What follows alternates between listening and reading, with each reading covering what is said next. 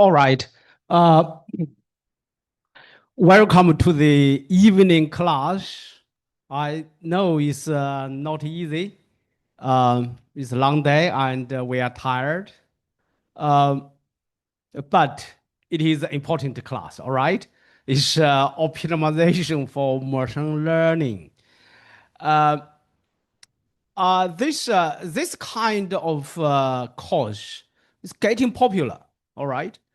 Simply optimization is a necessary part of any machine learning algorithms. Uh, you have heard hyper parameter optimization. So there's big companies spends millions, hundreds of millions of finding the best parameters. And this course is about some well-established algorithms that has been used in machine learning. I will also touch some algorithms that we don't have a perfect theory. Uh, but given it is just the one semester course, uh, we have to restrict ourselves to certain topics. Fortunately, uh, if you search online, all right, uh, there are so many resources, all right? Different people have different ways to explain optimization, okay? Um, I learn a lot by asking, for example, ChatGPT. I also reading other people's blogs and books.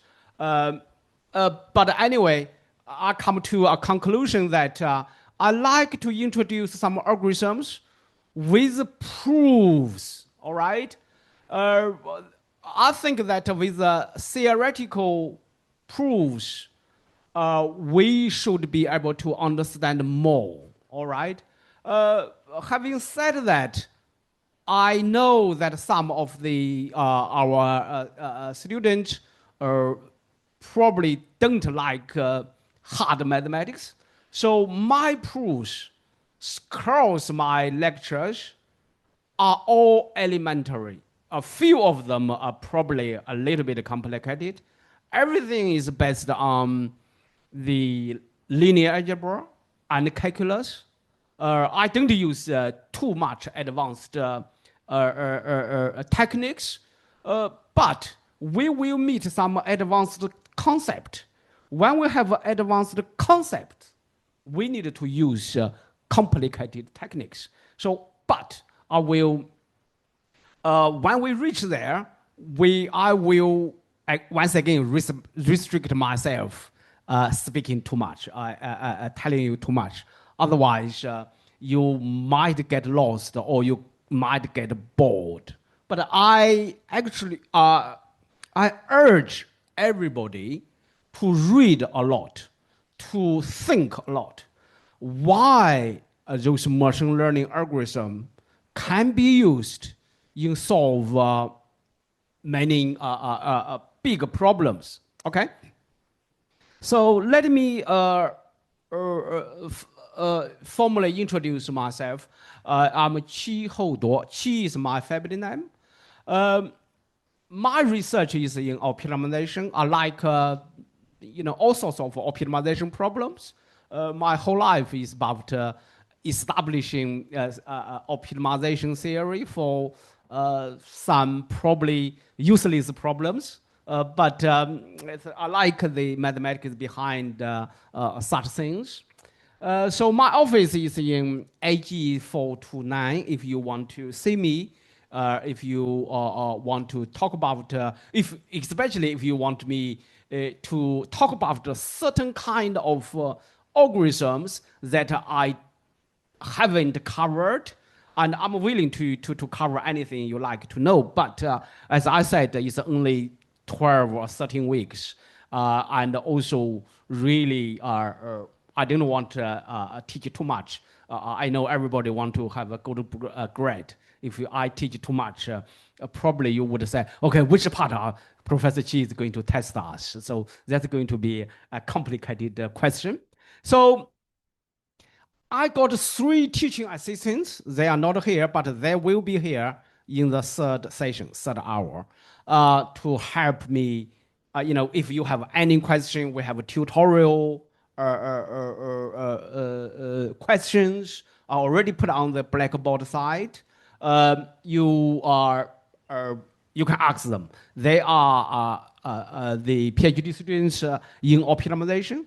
They are quite good. Okay, they're already in the second year. They already anyway. They got a stronger background in both in machine learning and in optimization. So the first one is Ouyang Ting and Gu Endong. The last one is Xu Yang.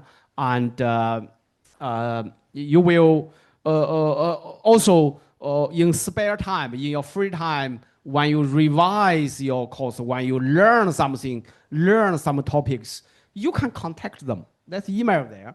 You can contact them. They are willing to help. During the process, they learn. Okay, everybody learn. For example, I learn. I learn from. If you ask me questions, I learn from your questions. Remember, at the level of master degrees, we don't have one answer. If you give me a question, especially machine learning algorithms, okay, we don't have one answer. We have different answers. All right, that's why companies compete against each other. It's not like a pure math. If you have a quadratic equation, you got 2 rules, and look, you can use a quadratic root formula to calculate that. That's a done deal. But for us, everything is uncertain. Everything got a different answers. That's why I encourage you, everybody, to think rather than to take. All right, that is the right the way to learn new stuff. You ask questions. Okay, of course we learn materials because we learn, because we know. Then we can ask. All right. So it's a two-way thing. It's a master course. It's not undergraduate. If it's undergraduate, I would just follow my textbook and then I teach everything there. I don't expand. But here you will see I expand a lot at a certain point. Okay. The syllabus is hard for me to choose. Okay, there are so many topics there, so I like to focus a few of them. So, for example, I like to say, okay, first before that, I like to say mathematical background. Okay, so there are wonderful books about mathematics behind for machine learning. Don't read too advanced topics. All right, as I said. I probably I like numerical linear algebra. If you are expert in numerical linear algebra, I think you can do a lot of things. Numerical linear algebra is a really wonderful subject. So you can revisit your topic, all right? So you can also calculus. The good thing is that, as I said, online materials. Years ago, okay, for example, when I taught especially first year student calculus, I didn't encourage them to look for the online materials because years back, for example, 10 years back, and the online materials, the quality was really poor. Everything is, you cannot trust them, or there were mistakes. But nowadays, the online material really good quality. Some famous professors and even industrial people, they like to give online lessons. They like to say, okay, I got this new idea. I want to tell you about this. So I encourage you to learn the mathematical background. Here, I don't have time to give you to review the mathematical background. For example, vectors, norms, distance, and eigenvalues, eigenvectors, single value decompositions, such a standard numerical linear algebra concept, and also Taylor expansion, derivatives, even generalized derivatives. And so you need to probably need to revise a little bit of such a thing. So I will focus on my first, our first 3 or 4 classes, lectures are about the first order method. Okay, why you have heard gradient descent, GD, gradient descent, or SGD, stochastic gradient descent. That is must be used for any training algorithms in machine learning. All right. So that is a gradient information is really important. So beyond that, there is a accelerated version. Okay, that is the widely used accelerated gradient method. So I'm going to talk about that. And also I'm going to talk about the coordinate descent. Okay. So I'm going to spend 4 weeks to talk about the first order method, then the second one. Second order method, Newton. Okay. Isaac Newton is, probably was one of the probably the best mathematician, physicist, anything. He contribute a lot to science. Okay, image processing. His original idea was already there. He was the first person to observe image got colors. Okay, and people can see the colors. So so we need to learn his method called Newton's method. And we will learn something beyond his setting. Okay. So the third one, probably those from pattern recognition, classification, statistical background, those people, those students who probably like this part, dimensionality reduction, because the feature space we have 100, even 100 meanings. The feature space is high. How do you reduce the dimensions to just a couple of hundred? So there are many wonderful algorithms. So this part, I will give you an assignment on that. So that is the third part. If you have time, you can already start that part, dimensionality reduction. So my assignment, I'm going to talk about that shortly. My assignment is in the third part. And the last bit probably is most challenging. Is some duality theory, okay? So this theory is really behind a lot of algorithms, okay? For example, the famous ADMM, or alternating direction method of multipliers. And so we need to learn a little bit of something. I try my best not to give you hard time there, but I like to, if I introduce some basic ideas why we need this. Okay, we cannot avoid it.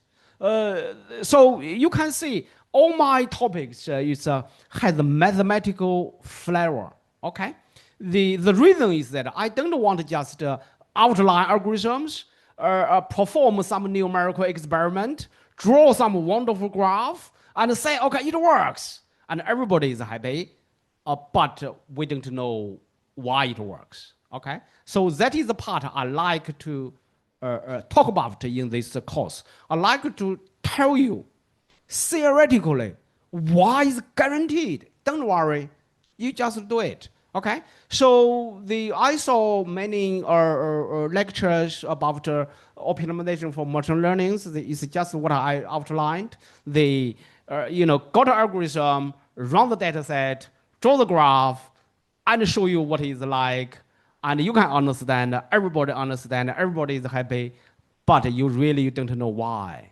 All right, and then you go away just with other people's result. You don't know, you can even go forward with your own ideas. So that is why I spend time to gather the simplest proofs for the result I'm going to show you. Okay, so now come to assessment. Uh, I know you have courses with three elements of assignment, or middle term test, or assignment and final exam. So I reduce from three to two. So the reason is that I like you to have a little bit more time to read, to think, and to give me assignment. Assignment is a project. The project is an individual project. I try to give you the project in week 5 or between week 5 and week 6, or if it's not earlier. So the whole point is this. I like you to investigate on your own, all right? Give me something that you can convince me that I learned something. I like to see independent thinking, okay? But I will give you well-established topics. And there are a lot of material, as I said, through reading, through critical thinking, you learn something. So it is individual assignment. I thought about the group assignment. My past experience, group assignment always sometimes destroy friendship. All right, you when you work together, you complain about each other, saying that you didn't do enough. It's all my job. It's all my working. So I didn't want to deal with such issues. We are all grown-ups, and so I like to see your individual contributions there. Okay, so the rubrics is like this. Is standard. I hope that as I said, I hope I everybody can get a good marks in your exams. Okay, so this is the hard part. References, reference books. I don't know what kind of book I should recommend. I read a lot. I have a lot of books. Okay, uh, but all the books uh, they cover everything, right?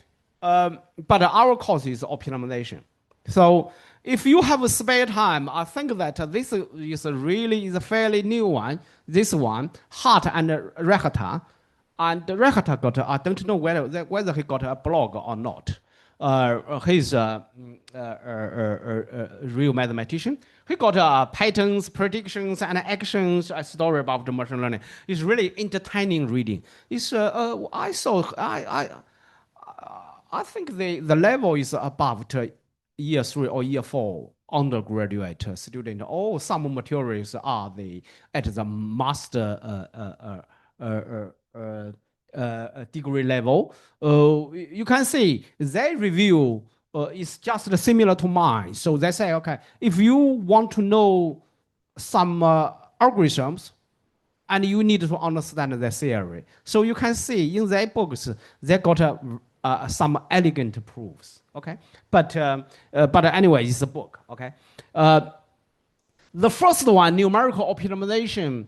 That one is classical. If you want to learn optimization without touching, thinking about machine learning, that is a good book. It's based on the calculus, okay? And also the two authors are famous authors.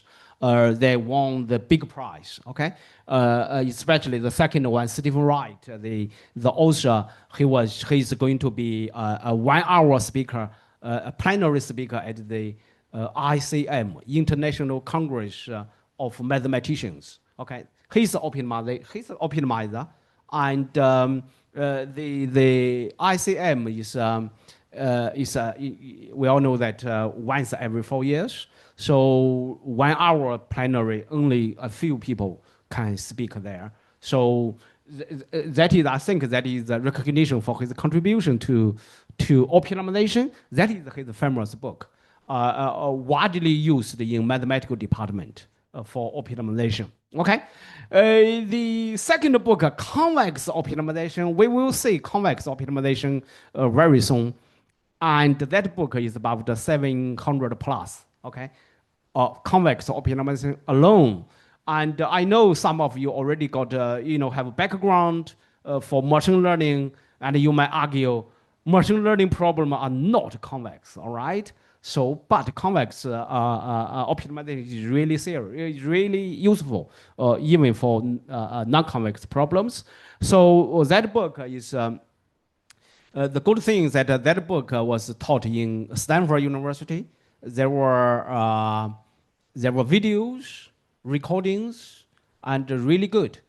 But I think it's too challenging. It's for engineering science student, a master students. Probably, if you want, you can watch the videos there for some topics.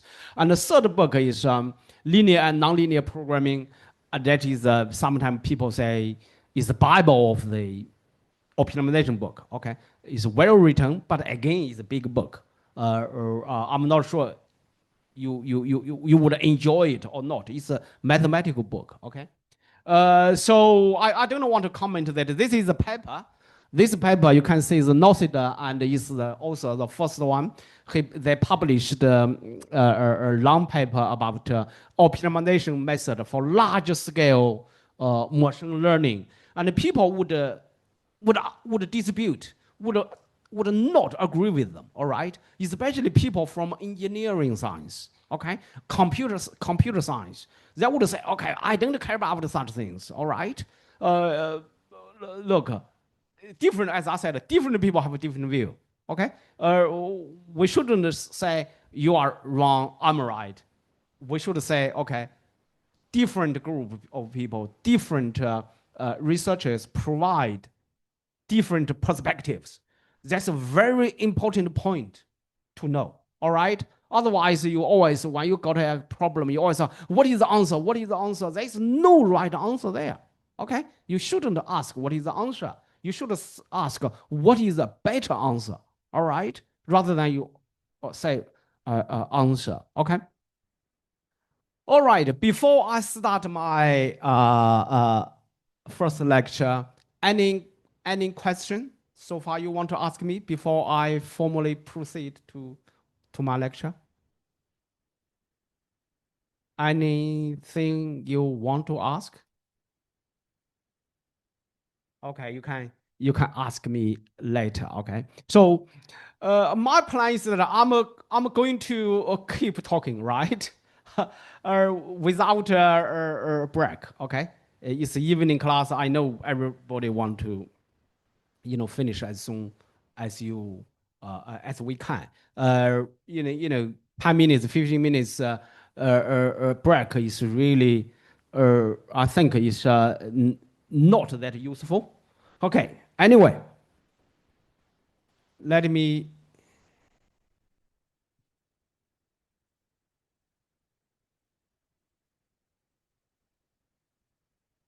Okay, you can see.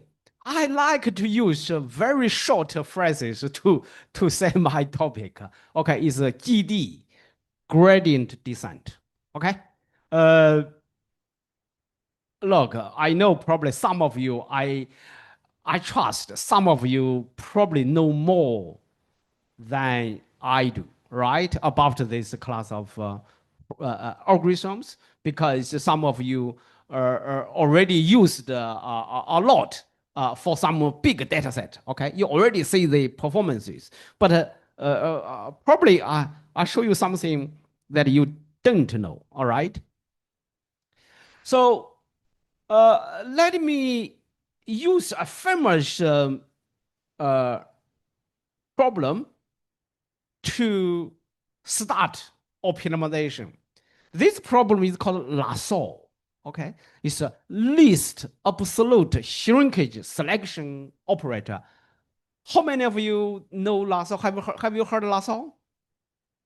Have any of you heard Lasso? You didn't learn statistics, have you? Have you learned statistics? Regression? You must have learned this. If you ask statisticians, what is the best methodology? What is the best contribution over the last 40 years from statisticians? Okay. Anyway, statistics is a big, big topic, all right? And probably people, if you ask 10 people, probably, I wouldn't say 10, I would say at least, I would say 8 of them would say Lasso is the most important contribution. Okay. However, this problem is really simple from optimization point of view. Okay. So what is Lasso? Lasso is this. If you have data, you want to use a linear function to approximate your data. All right. So this is the linear function. You have observation beta I. We all know that if the data follows Gaussian distribution, our statistics in the first year statistics already told us Gaussian distribution. If we have data have noise, we use the least square, okay, to minimize the errors, right? So this is the least square solution. So you minimize, you want to get the coefficient, that's the beta. You want to get the coefficient and that minimizes the least square. That is Gaussian original work, okay? So this problem alone, okay, we have a closed form solution. That is called a generalized inverse solution. Okay, that's it again linear algebra. Okay, so statistics you may search. All right, least square, and you go to your phone, you search. If you don't know, you say least square solution generalized. You use generalized inverse and to solve this problem. So that is fine. Everybody knows this. Okay, but the lasso is this. They add this beta, the beta norm 1. Have you, how many of you know the L01 norm? Do you know L01 norm? Do you know L2 norm? That's Euclidean norm. Come on. You know, right? Okay, you just too shy to say anything, right? Uh, okay. The L1 norm. So I think that we can this. So the L2 norm. This is the Euclidean norm. This is a vector, right? This is a, for example, this A vector, all right? So this is the Euclidean norm. This is what we often use. For example, from this point to that point, what's the distance? That is the Euclidean norm, right? So that is in the 3D space. So what is L1 norm? L1 norm is absolute value add together. Okay? Absolute value add together. So why you add this, it works. So L1 norm, this one, has a magical property. The property is this. So the beta is the numbers. If it's close to 0, it's small. And that norm force it to be 0. Okay? So we got a shrinkage. Okay, that is the absolute shrinkage. All right? And if it's significantly bigger than 0, for example, it's 0.7, 0.8, you stay there.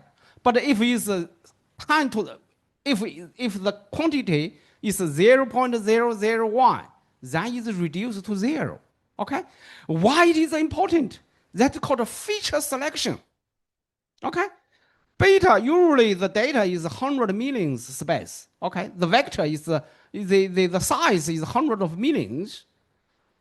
If you use that, you only select important features. For example, you only select 10, 20 features. Everything else is just 0. Okay. All right. So we don't talk about the statistical properties there. We just take it for granted that this model is good. We look at it as a optimization problem. So you want to minimize. Okay, I use mean to say minimize. Okay, this beta is a variable. The first part, this is the quadratic function. Everybody love quadratic function, right? It's easy. School days, we already learn quadratic equations. All right, we are good at draw curves, tangent, norms, right? We know root. We all know that. So this is the quadratic. This is fine. We can calculate its gradient. We can calculate the second derivative. That's called a Hessian matrix. Okay, but you got this part. And this function, this absolute value function is really interesting. Okay? So if you look at just one, it is like this. Okay? It's absolute value, right? On the right is a linear piece. Okay? It's just the diagonal line. On the left is also a symmetric line. Okay? The problem is this. At zero is not differentiable. You cannot calculate its derivative. Okay? So everybody I think that learn deep learning ReLU function is like that. Okay? So that part, zero, probably you don't know how deep learning the network, how they calculate derivative. And people already demonstrated that whenever zero appears there, the packages, some well-known packages, often give wrong calculations. Okay, they already demonstrate. There are a lot of numerical examples demonstrate they calculate wrong. Okay, especially automatic differentiation. You probably you have heard of such things. We don't talk about such things, but I just raise this issue. This point is not differentiable. The function is not differentiable. That is difficult to calculate. Okay? Remember our calculus. You think about your calculus. Everything is differentiable. You are good. Mean value theorem, okay, and integration. You are having good functions. All right? But now, we have functions. If you take away this point, everything is good. It's piecewise linear. It's a linear function. It's good. But we have a difficult point. So you see, it is not easy to solve. Okay? So in terms of optimization, okay? So also this problem has a hallmark, has the characteristics of machine learning problems. Look at this. Lasso problem actually is in this form. So the data is separable. Okay? It's like the data come in, I can calculate my loss. Okay? It's like an online rewarding scheme. Okay? So the data is separable. The n can be billions, all right? But its pieces is different. Okay? So it's a separable structure, and also that R is called regularization. Okay? Regularization is really important. Okay? So this concept that we can understand the regularization in different ways. So I'll give you just one example. So suppose we have value 0 everywhere. Okay? Suppose we have 0 everywhere. Okay? My function is always 0. Okay? So that means any point is as good as any other point. Okay? X can be 100, X can be 0, X can be meaning, but your function value is 0. You cannot differentiate which point is good, which point is bad. Okay? But if I just like to add x squared, okay, I add a function. You can see immediately this function select point, that function select point 0. Okay? Because the minimum value is 0. Otherwise it's positive. So regularization, what is regularization? Regularization help us to select what we want. Why that is important? That's important because it happens everyday life. For example, when you go shopping, I want this, I don't want that. All right? You have preferences. All right? Feature selection is just like that. Okay? I want to select certain features. That is important. Well, if you want to select some features, you have to apply correct, correct to you, correct regularization function. Okay, you can see Lasso has everything that machine learning problems has. That's why Lasso is so good. And also, not only the is there a separable feature structure, and it has the mathematical theory behind it is very deep. We will see in the last part duality theory, and this is Lasso simple problem quadratic plus L1. Okay, has a beautiful theory. Okay, that's why it is so important. So, what is the important things that remind us? The important stuff is stuff that is simple. Okay, it's not overly complicated, but it has a theory. All right, if you don't have a theory, sooner or later people worry about what is going to happen. Okay, the look. So that is my. So you can see my purpose is to solve Lasso problem. Okay, but at the moment I only focus on the first part, the quadratic part. I cannot deal with the L1 part yet. But the next lecture or the one or next lecture probably I can solve the Lasso problem. I can solve it very quickly. Okay, I will show you. So you see, I consider minimization problem fx, and this fx for me is differentiable. As I said, like our calculus subject, I want my function good. All right, I don't want to deal with the ugly functions. I don't even want to deal with the LP space. All right, I want to, consider good functions. Okay, and also I don't have a constraint. Okay, so the constraint is going to be, is a region that you are interested in. In the last part of my course, I will talk about constraint optimization. So, for example, this is the quadratic function. We all know that the optimal solution is 0, 0. Uh, the probably we can understand, we can appreciate that real problems don't have us, closed form solution, don't have a formula for you to solve the problem. So just say, okay, your solution is this. Okay, if that's the case, the world would be very boring, all right? Because everything you got to answer while I'm sitting here. Okay, so we are going to have the complicated problems. Okay, so for such a problem, we don't have a solution. So this is the idea of Newton. Okay, okay, many great mathematicians such ideas. If we cannot find its optimal solution, we approximate it. Okay, so that's very important. The that's what we do. Approximation. Okay,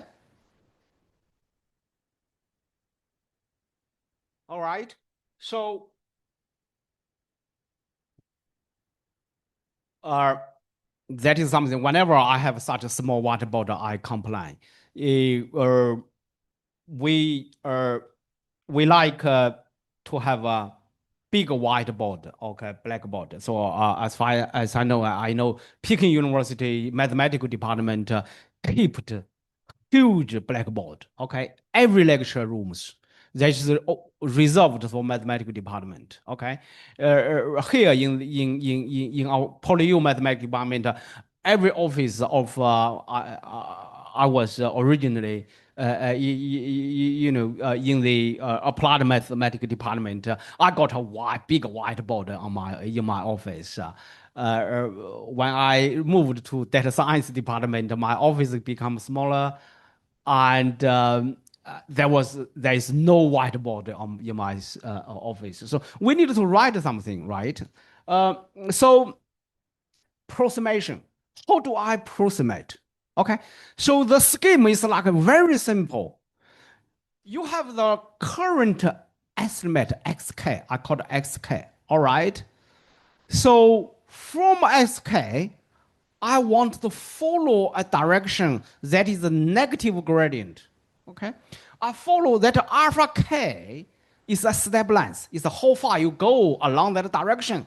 So the next point is just that formula. Okay, see, you say all the algorithms take that framework. It's so so that dk is such a direction. We will see a lot of other directions, but at the moment we only focus on gradient. Okay, gradient. So this framework actually is good. Why? We will see when alpha is small, enough, you get a better point in terms of function value. Okay? So you say GD, look, in my course, GD means gradient descent. Why descent? Descent is going down, right? Going down. So GD generates better points. Okay, what is the better point? Because we are minimizing fx. If my next point, the function value is lower, is strictly lower than the current value, I say I make improvement. Okay, so you can see it does make an improvement. So the first line, if you treat alpha as a variable, right? So that is the Taylor expansion. That is the mean value theorem. Okay? That's the mean value theorem. Because your function is continually differentiable, you can do that. And when alpha is small, all right, because dk is negative gradient. Okay? It's negative gradient. So you can see that part is strictly less than 0. Okay? Assuming your gradient is not 0. Okay? So you can see we get a better point. When I say a better point, I mean it's a functional value is less than current value, less than the previous one. That means we are having improvement. Every step we are making improvement. All right? So by the way, if you have any question, you can interrupt me. That is fine by me. Okay? You can ask. Okay? So that means the function value is decreasing. So when something is decreasing, all right, you want to ask two natural questions that where it goes, right? So what we said, convergence, right? In calculus, we always talk about the convergence. When we have a sequence, we always talk. Do you remember we have a monotone sequence? All right, if you have a, if your memory has not failed you, and we learned monotone sequence. And why is it converge? We also want to know how fast it converge. All right, that's what concerns us. We want to reach our target as soon as possible. All right, so but the answer is not that simple. When you say, okay, I want to reach there as soon as possible, okay, but you don't want to fall off your cliff, right? So that means you want you want a stability. Okay, when you make a progress, you want to make a steady progress. You don't want to make a huge progress, then small progress. So it's called a stability theory. Okay, in optimization. Okay, so we want to answer such things. Well, look, the answer cannot be answered generally. We need to have conditions. Condition means we want to restrict our function to be certain class. Remember, that is also, we always consider a class of functions in our calculus. Well, the first thing is a convex set. So functional analysis, calculus, we also deal with convex bodies. Uh, have you heard of it? Convex region, convex set. You know such things? So the convex region is like this. If we have a region, if I pick any 2 points, if I draw the segment between the 2 points, the segment is within the region. Okay? So that is, any such region is called a convex region. For example, your basketball. Your basketball is a convex body. All right? Because if you draw any 2 lines from the surface of the ball, all right, the segment is always within the ball, right? But this one is not. Okay, if you draw this point, this part is not in this region. This region is not convex region. Okay, so algebraically, all the point, if this is x is a, y is b, so the segment can be represented as lambda x plus y minus lambda multiply y. So you go over from a to b. That is the algebraic expression. So remember. So that's why I ask everybody. We should think. Remember, what is mathematics? We learned, some of you, I believe many, every one of you, you studied the university. Everybody learns mathematics. What is mathematics? Mathematics, largely you can say, is about algebra and geometry. All right. So if you have a geometry, then you have a corresponding algebra to represent your geometry. Okay.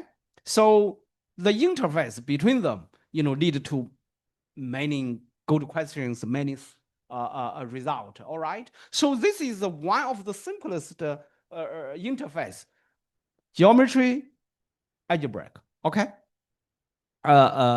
So the convex body, probably many of you would like this. All right.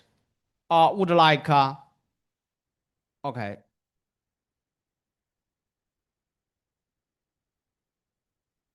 This is called ice cream cone. Okay. Ice cream cone. Okay.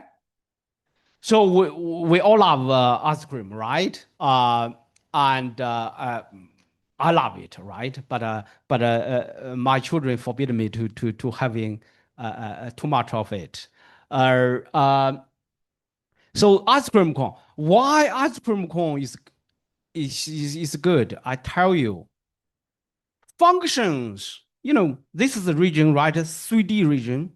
Functions working on the ice cream cone, you minimize, you optimize, is easy to solve. Okay, it's like a quadratic function. Okay, it's easy. So some of you, if you learn optimization, second order cone programming, a lot of new stuff, and so it's all because of this convex. It is a convex body. Okay, with the convex body, we have convex functions. Okay, so what is the convex function? Convex function is this. So let me show you. So you can use your time. You can read my slides. Those are the convex functions. Okay. So what is the convex functions? Convex function is simple. Okay. The the convex function is this. If you have a if you have this, so this is the function fx. Okay. We all know that we assume our function is differentiable. All right. Once again, I said that in our high school days, we already know how to draw the tangent. Okay. Give me any point here. I draw a tangent. This is tangent line. Okay. The tangent line, the function is above the tangent line. Okay. So we will see this result in the next slide. So if you don't want to use a tangent line, you see this. This is a y, fy, okay? The 2 points, okay? So this is a y, fy. This is the x, fx, right? If you draw a segment here, okay? If you draw the segment, this segment is above the curve between the segment is below this straight segment. Okay, this part is below. This is just what I wrote there, definition there. Okay, it's nothing more. Okay, geometrically is this. The algebraically you put that. Okay, so the functions, for example, quadratic functions. This quadratic functions is convex. Okay, it's, the shape is like that. Linear functions is convex. Okay, so square root function opposite, because square root function is like this. If you opposite, it's like this. All right, so it's a convex, and this is called the indicator function. All right, the indicator function is a very important function. Is that if give me a region C, if a point is in this region, the function value is 0. Outside the region is infinity. Okay. And this is called the indicator function. If C is convex, the indicator function is convex. Okay? That function is very useful. Very useful in future. Okay? So this is what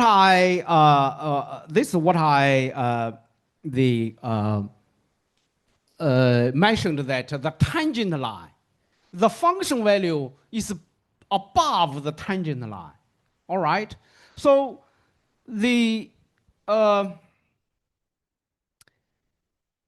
important point here, once again, the mathematics. You see a lot of mathematics. It's simple. It's just the media. That means the function, the notation is just more complicated. All right. Remember, when I say this, I remember what I learned in my high school. My high school, I was very good at quadratic curves. All right, to solve such problems. So this is the tangent line. The function is just below, just above the tangent line everywhere. Okay, everywhere you can see it's just that. So the optimality of convex optimization. So what is the optimality? Because everything is above the line and the gradient, the optimal solution, convex optimization, the optimal solution must satisfy this. The gradient must be 0. Okay? That is the gradient. In future, we call such a point a stationary point. Okay, that is for non-convex optimization. But for convex, actually it's if and only if. Okay, so I'll give you, I think the next slide, I'll give you a proof. The proof is really simple. Okay, you just use the use the definition. All right. You pick 2 points, x and y, and you draw the segment. And because the convexity, so the segment is above the function value curve itself. That means this part is above this the part below. All right.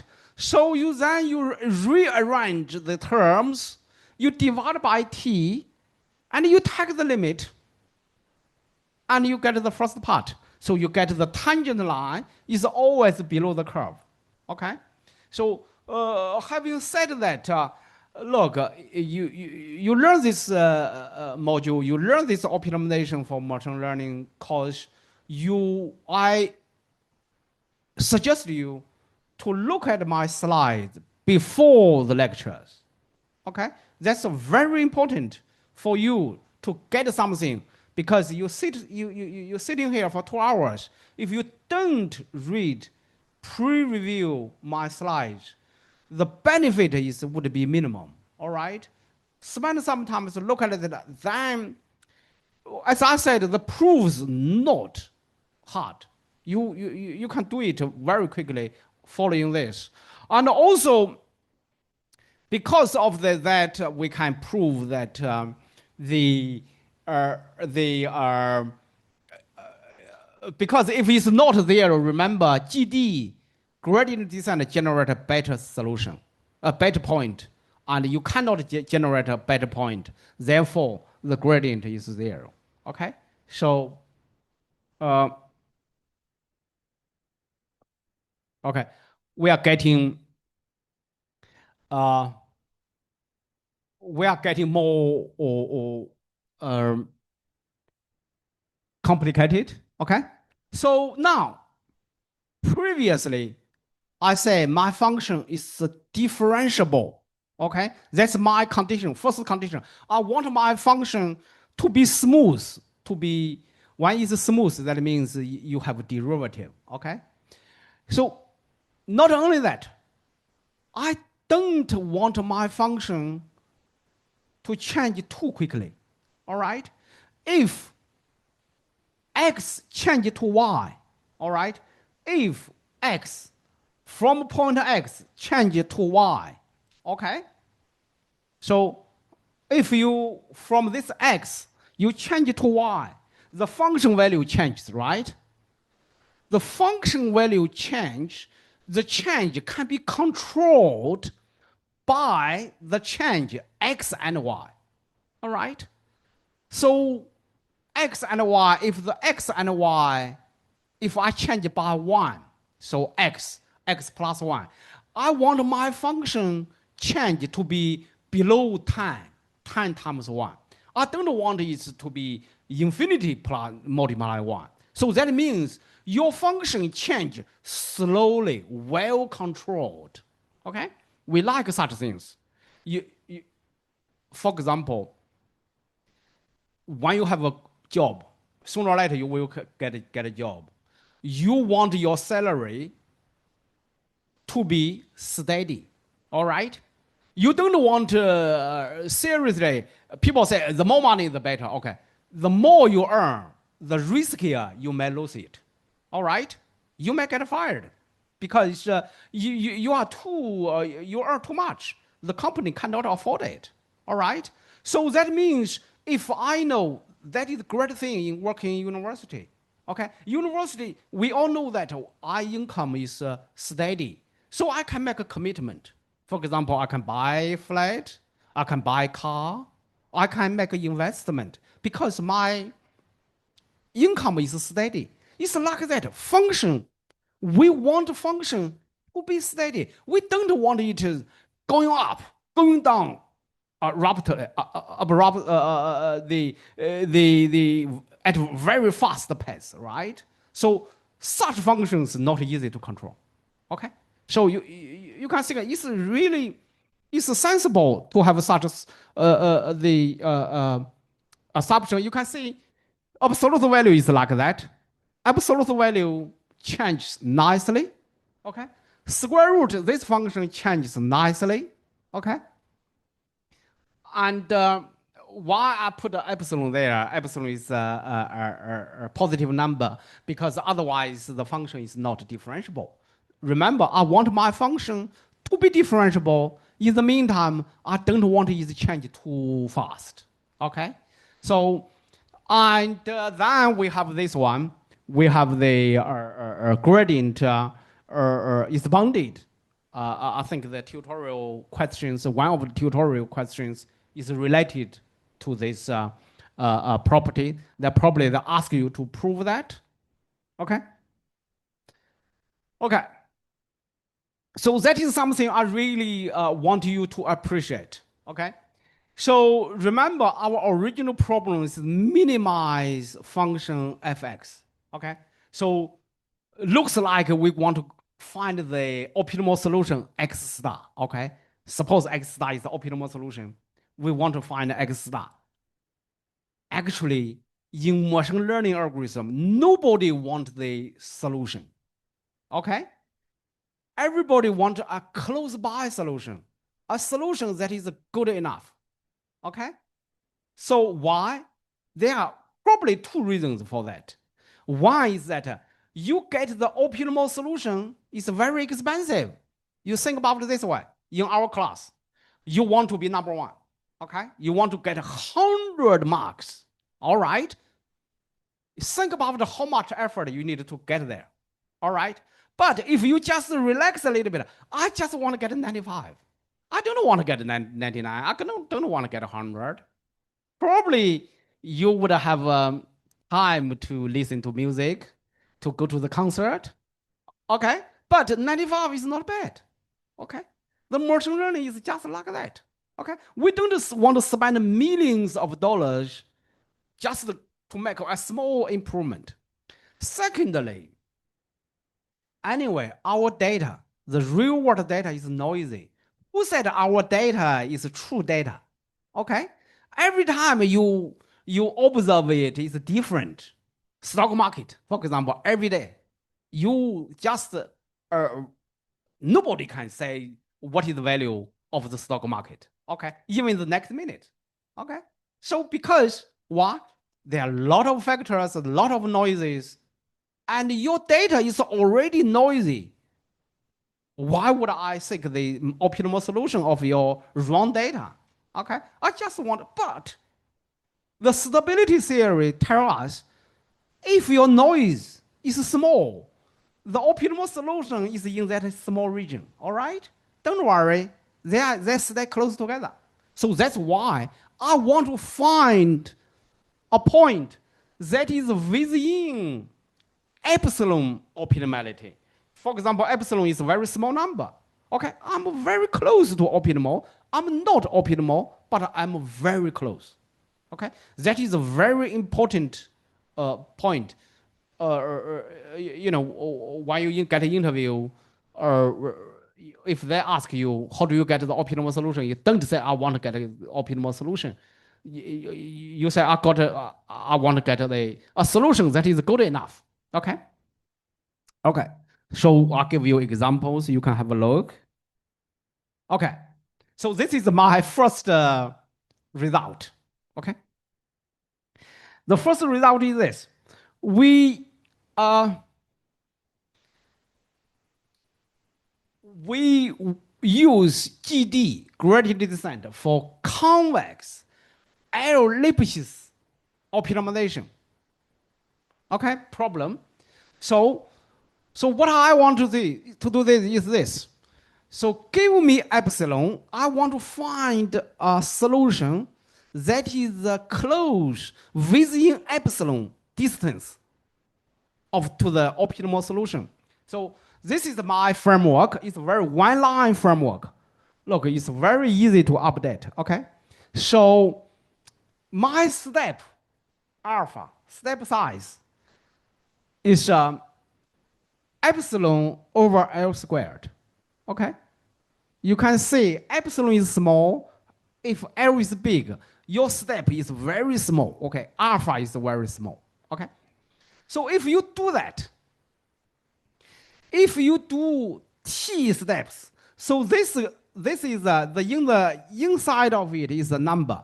Is d squared L squared over epsilon squared.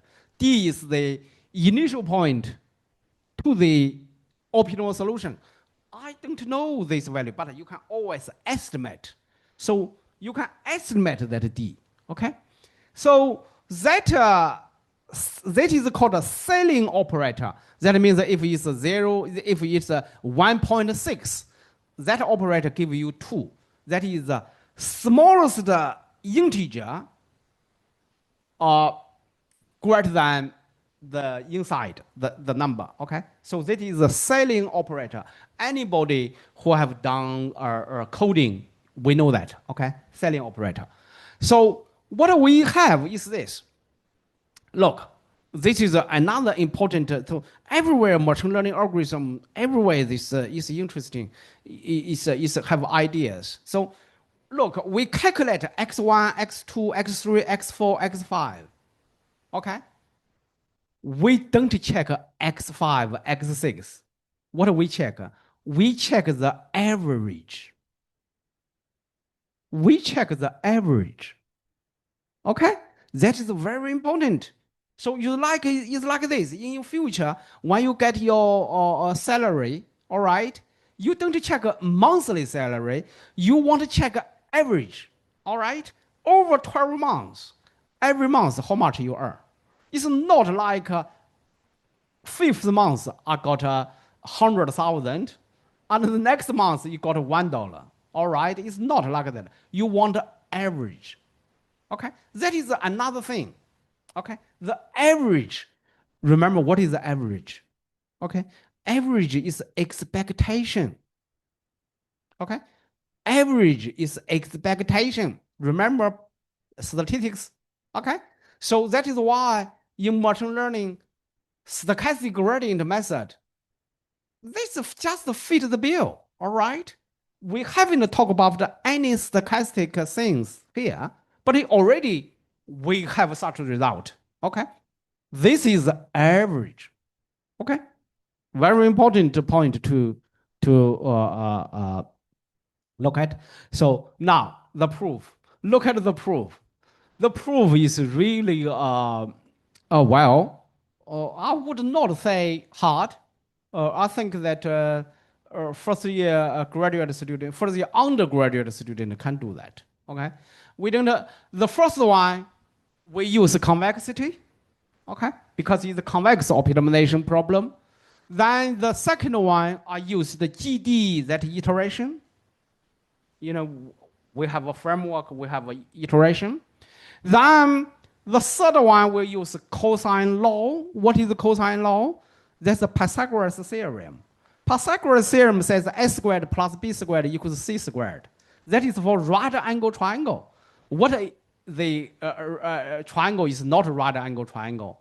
We still have the Pythagoras theorem. It's just the generalized Pythagoras theorem. It's called cosine law. Okay, you can do that. Then once again, you use GD framework. This last line is the boundedness of this gradient. Remember the norm of the gradient. Remember, my norm is Euclidean norm. All right, I already mentioned. I use Euclidean norm. Okay. So I have this. Look at this. Really important. If you want to prove something in future, if you want to prove something, you always want to get things like this, right? Look, they are next to each other, and there is a positive or minus. If you add them together with the previous terms, they cancel each other. All right, that's a very important observation. Then we just do that. If you add them together, you divide by t, and you can check. Okay, you can check. So I can tell you they are. I got this lecture. I got 2 lectures on Tuesday. I also get a session. So in that class, there's one student pointed out one error there. Okay, it's here. All right, the student pointed out. Look, that means the student is checking. That's really good. Okay, so I encourage you, everybody. I don't, sometimes when I teach at the mathematical department, I often use the blackboard to derive such things line by line. But here it's not possible. But everything is here. If you are not following, you can ask my teaching assistant. They are coming shortly, or you can check by yourself. I think you can check it by yourself, and you can see from this you get this result. So let me refresh what we have get. So we get our first result. The first result is this. I have my function. I want to minimize this function. Okay. I don't want to find its optimal solution. I want to find a near optimal solution. I want to find a point that is close to optimal solution. Okay, that is very important. So I want my function to be smooth. That means I can use gradient information. Okay, then I don't want my function to change too quickly when the x changes. So that is called L-Lipschitz function.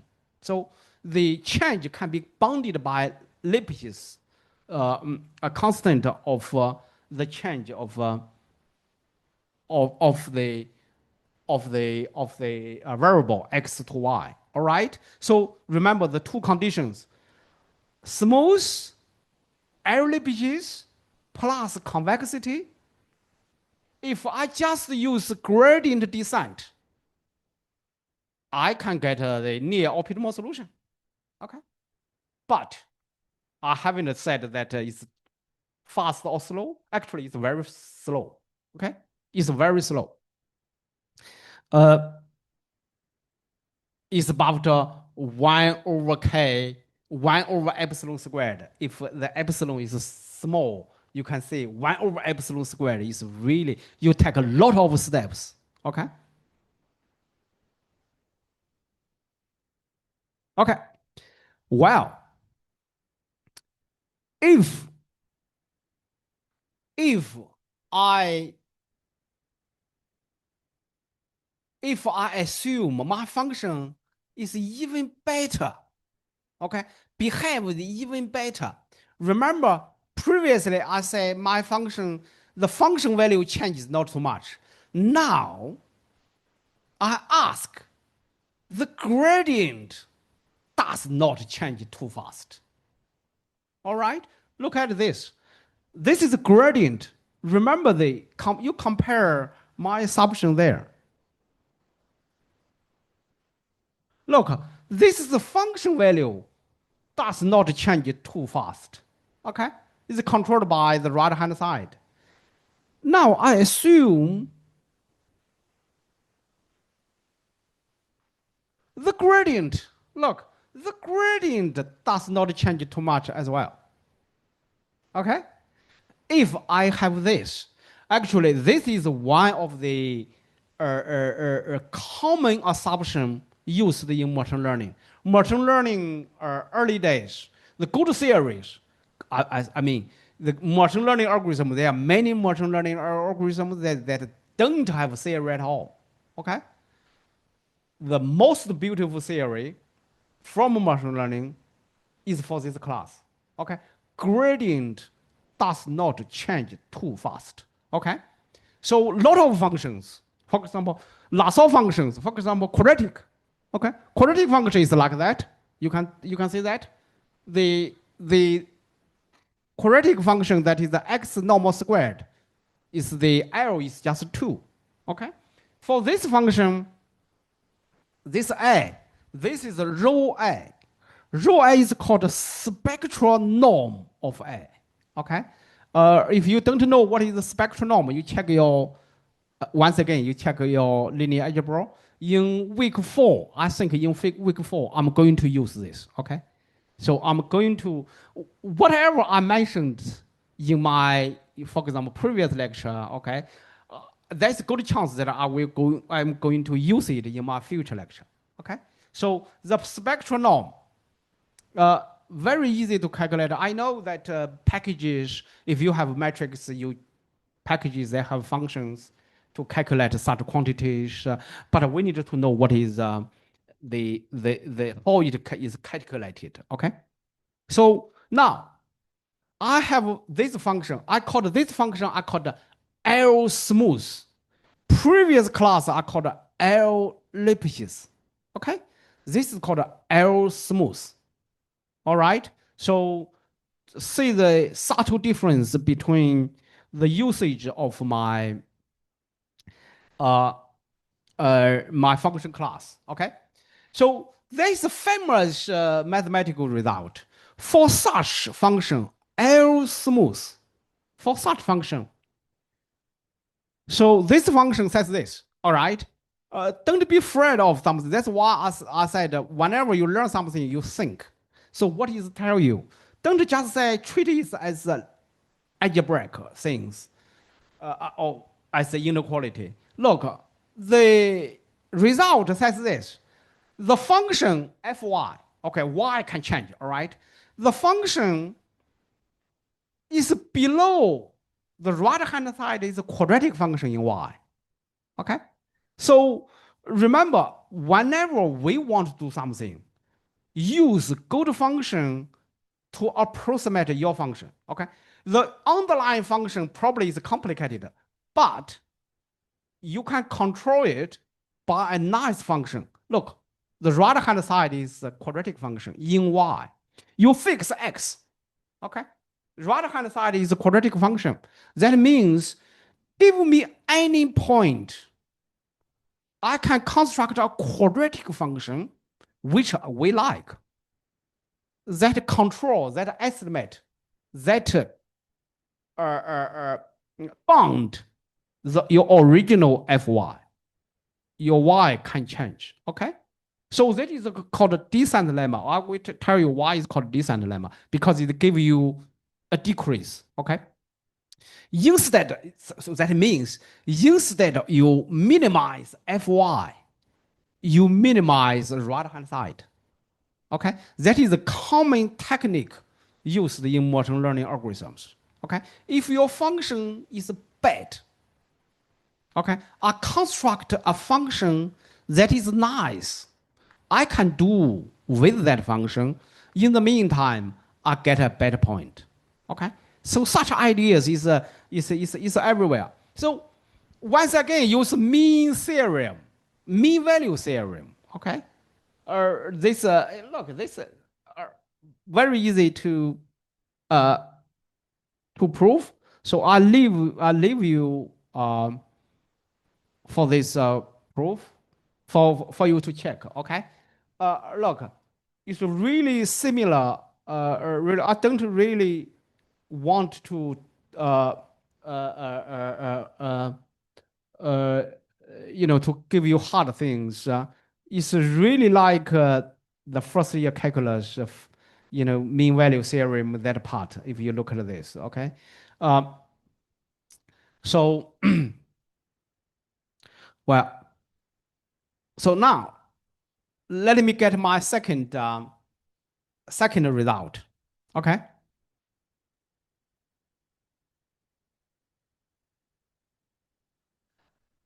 My second result is simpler.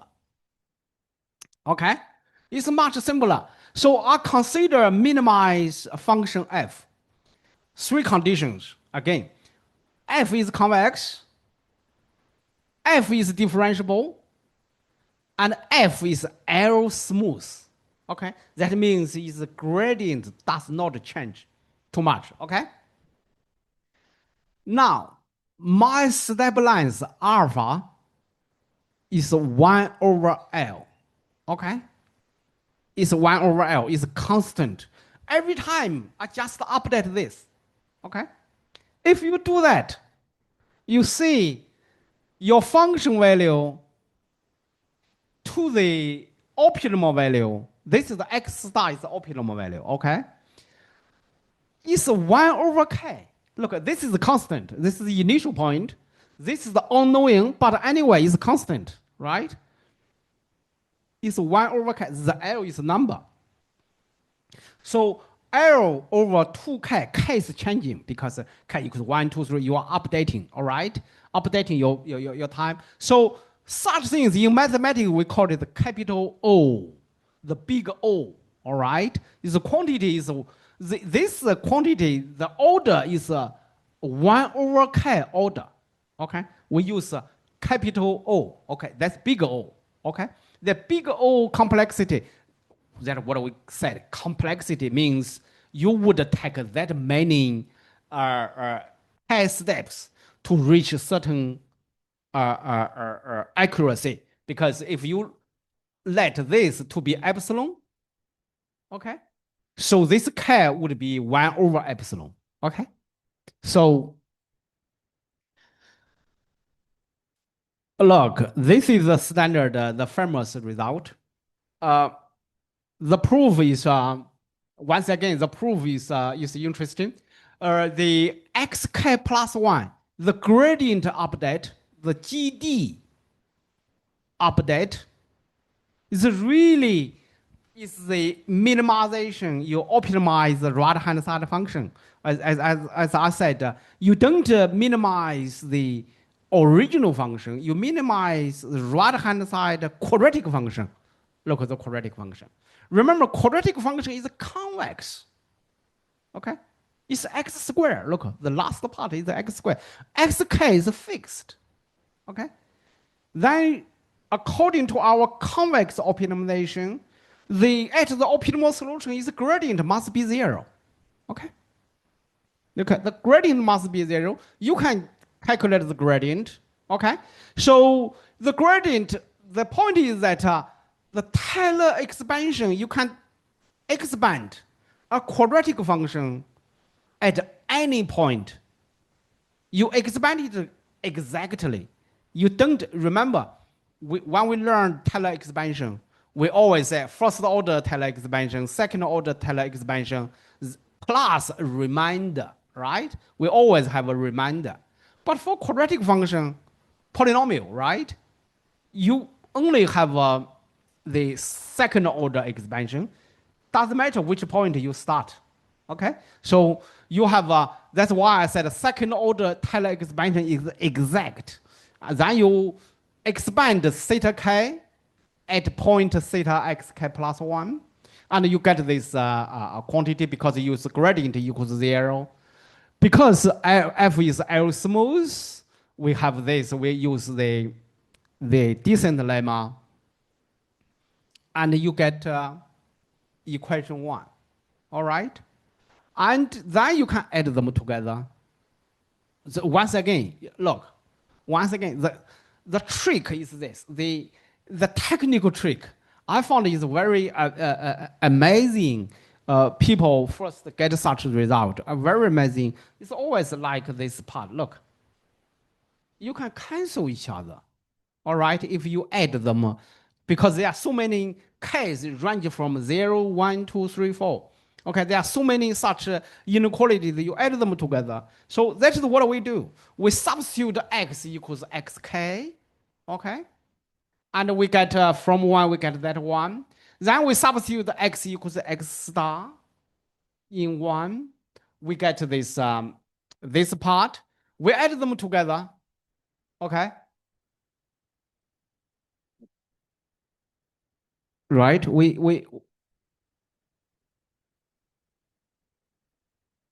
So we add them together. So probably I don't want to go very fast without give you some time to look at it. Look at the first line, k plus 1, that part. So each part, remember why the first line is true. The reason is here. The reason is that if the next point, the function value, is always below the current value. So first line, fxk plus 1, fxk, all right? So we have that. We used that that one, okay? So you can see the first one, the left-hand side is from k plus 1, okay? The inside is always the k plus 1, k minus 1, k minus 2. So that's why it's getting bigger, all right? That is why the first line, so the first line, once again, I said, used the first line there, okay, inequality, all right? So the rest is just you cancel each other, eventually you get this. So you divide by k plus 1 there, and you get your result. So the key message here is this. The key message is this. If your function behave nicer, okay, that means better than the previous case, you should get a stronger result. So look, my complexity is 1 over k. Previously is 1 over k squared. Okay? So, but previously our assumption is weaker. So it makes perfect sense. So for example, in future, if you want to get a stronger result, for example, when you work in a company, you want to get get some business done. Sometimes you need to request more resources. All right. With more resources, you can do a lot of things. But with limited resources, well, you can get something that you are comfortable. All right. So that is exactly the case here. So assumption is different. The second result, today I only talk about the two result. Okay. This is the second result. First result is for L ellipses. Second result is for L smooth. They are different. I will comment on this shortly.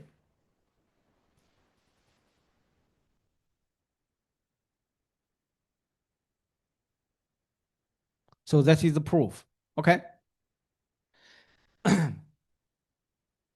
If you want to look at uh, how it behaves, so once again, uh, I like to say this. Traditionally, optimization courses, okay, it's been taught for many years. All right, the top universities all offer, even for undergraduate program, offer optimization course. For example, Stanford University engineering, they must learn optimization. Okay, they traditionally optimization is always accompanied by coding. Okay, so I know 20 years ago I taught in another university, and my class always there was about 13 years ago we started to use Python. So my class always have a 2 weeks uh, crash class for Python coding. So for students to program to code a simple algorithm. Now it's so different. You didn't see I ask you to code. The reason is that ChatGPT can do that. All right. So that is different. And the technology advanced so much, we have to change the way how we teach. Um, so any of the algorithm, you can, for example, any of the algorithm, a tool. Actually, I said tool. You can feed to the ChatGPT and ask it to demonstrate its behavior. ChatGPT can create its own function, can give you and also give you code. All right. So exactly what I did here. Okay. Previously, I would spend, for example, 20 minutes, 30 seconds, 30 minutes to program one. Okay, to write functions, to run it, to test it, and debug it. All right. Now, I found that the quality of ChatGPT is really good. I say, all right, demonstrate 1 over k complexity for gradient descent algorithm. And this is what they produce. Okay? So it's something, so the function is really simple. Okay? The function is x, is a one variable function is x squared. Okay? So you can calculate the gradient, is all good. The initial point is from 10. You can see that is 100 over there.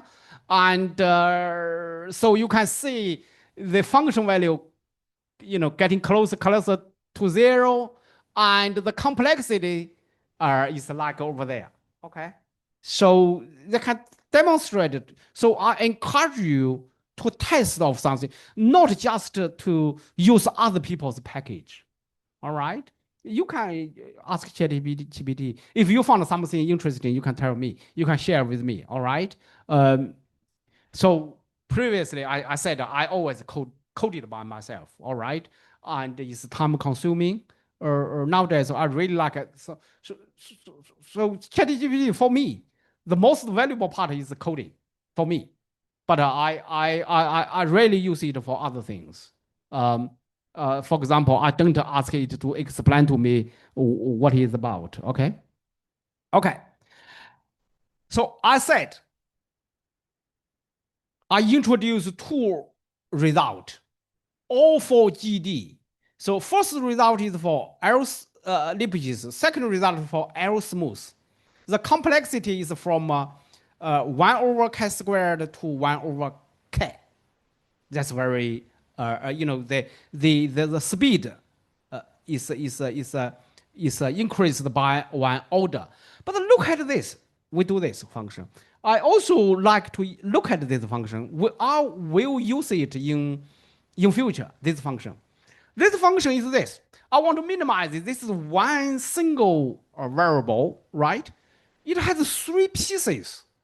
This function has 3 pieces. For x plus x bigger than 1 is a quadratic function. Okay? It's less than -1 is another quadratic function. Between -1 and 1 is the third piece. All right? So those 3 pieces are linked together smoothly. Okay? So that means at a joint point, the gradient agrees. Okay? The gradient exists. Okay? So this function, obviously you can calculate its gradient because I said the function is smooth. Okay? You can do that. Okay? So what we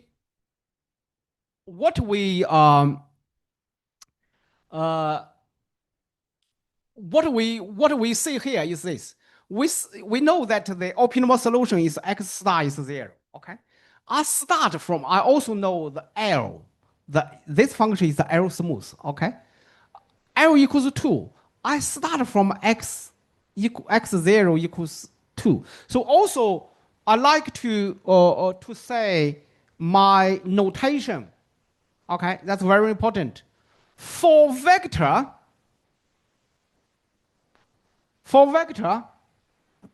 I always use xk. That's on the shoulder, superscript. I put this is the vector k, right? So that is my iterate. If x is just a single variable, okay? If this is x, like this one, I use xk at the bottom, subscript, okay? At the bottom. This is really important at least in mathematics, because if this is a number, if you put a k there, that looks like the power. Okay, so you have to be aware of such a subtle difference. Look at this. I use x0 at the bottom. Okay, at the feet. Okay, it's called a subscript. Okay, anyway, if you just carry out the gradient descent algorithm, all right, if you do this, you see in 2 steps, you found the optimal solution. All right? So previously, the convergence is 1 over k, right? The bound. Look, I like to say this. Look, the bound is like this. Okay? So this k can be 100, can be 1,000. Okay? Look, this is called worst case. All right? Worst case. So this is for any L smooth function. All right? For a particular function, it can be better. Okay? This is the worst case. You cannot be worse than this. All right? So for the example, three pieces of quadratic functions, my calculation, this in two steps it becomes zero. Still, this is positive, but left hand side is already zero. That is possible. Okay? So theory just indicate that you need many steps to do this. That is for any function. Okay, so that also explains in machine learning a lot of algorithms they converge very fast. Okay, but theory says okay you cannot converge that fast, but they are dealing with specific functions. Okay, for example, what kind of activation function you use, what kind of function class you are approximating. So they are different. They make a difference to the performance of the algorithm. So this is called a finite termination. You only use a finite number of steps to reach the optimal solution. So that's a property is called finite termination property. That property, you may say, okay,